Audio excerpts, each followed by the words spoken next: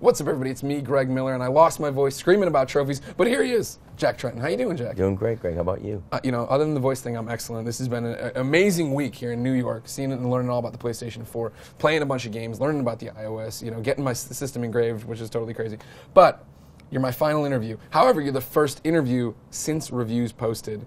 How are you feeling today? What's the feeling now that the games are reviewed? It's my 4th platform launch. I've never felt better. I mean, we knew we had the machine. We knew we had the development community behind us. We knew we had the gamer behind us. And 23 unbelievable games getting great reviews for the platform and for the games. Very, very excited. So today, the embargo's this morning. I imagine you're in some kind of war room with like all these different screens. You got IGN and GameSpot and Polygon, and you're sitting there like watching all the scores come in. Is that about how it went? It's a lot like E3, and that's exactly what happens at the end of the day. You kind of get a recap on all the press that's run, and fortunately, it's really been positive. And I think there's a lot of good news out there. So I'm glad people are feeling as confident as we do when they get their hands on everything.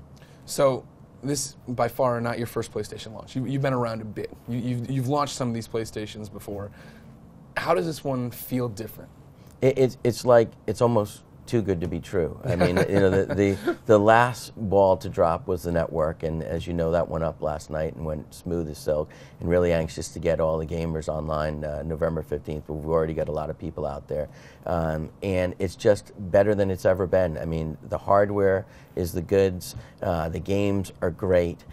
We've got a great price point, and I really think it's a testament to listening to the gamers and listening to the development community and giving them a machine that's really gonna give them a lot of enjoyment for the next 10 years. Is for you, if for you, is that the big change? The fact that, I mean, what's different this time around is that you guys really listened and like brought people into the conversation? I think we always listened, but we listened later in the game. The R&D and the engineering team would have their hands on it behind closed doors, and about 80% of the way they'd turn it over to the development community and say, what can you do with this? And then they'd turn it over to us and say, all right, create a business model and go get some consumers interested. This time around, we really listened to the consumer insights, and we worked with the development community for day one. So it just feels so good, and it's like you say to yourself, why the heck didn't we do that in the first place? But this time around, it's by gamers, for gamers, and for the development community, and you can see it.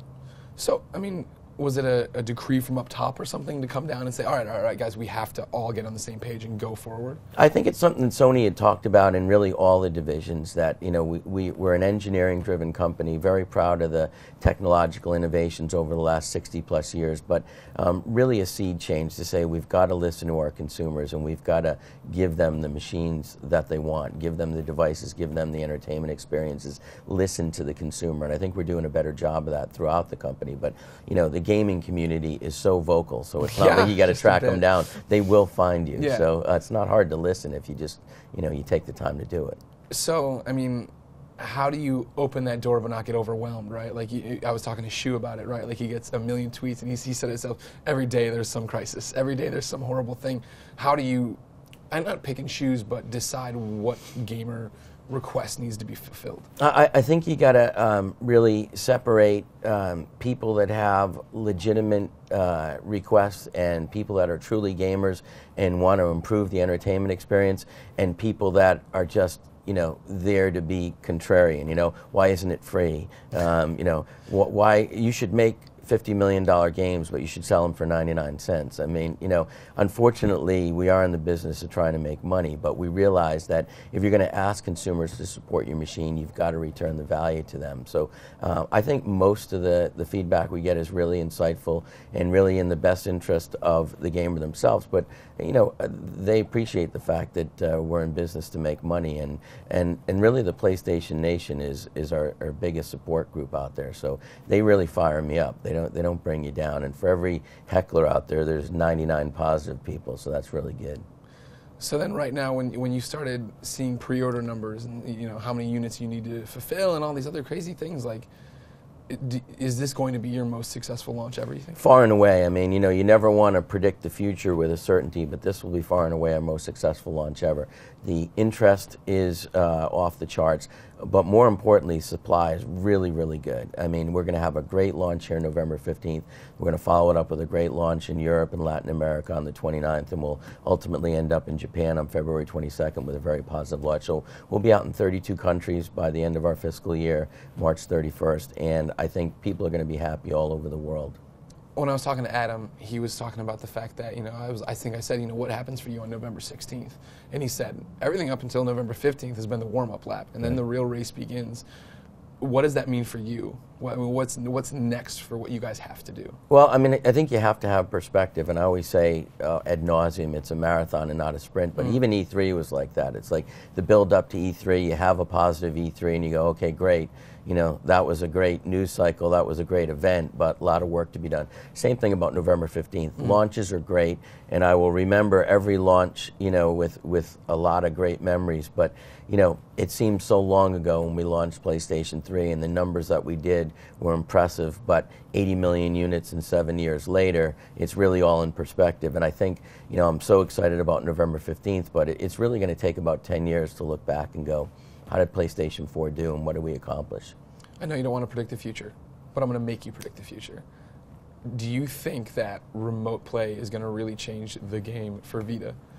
I played Assassin's Creed on it yesterday, man, and I was like, holy, this is awesome. Yeah, I mean, that whole concept of, buy gamers, for gamers, the people that own Vita love it. What I hope happens for Vita is that more people get exposed to it with PlayStation 4. There's obviously more console gamers out there than there are dedicated handheld gamers, at least on our platforms.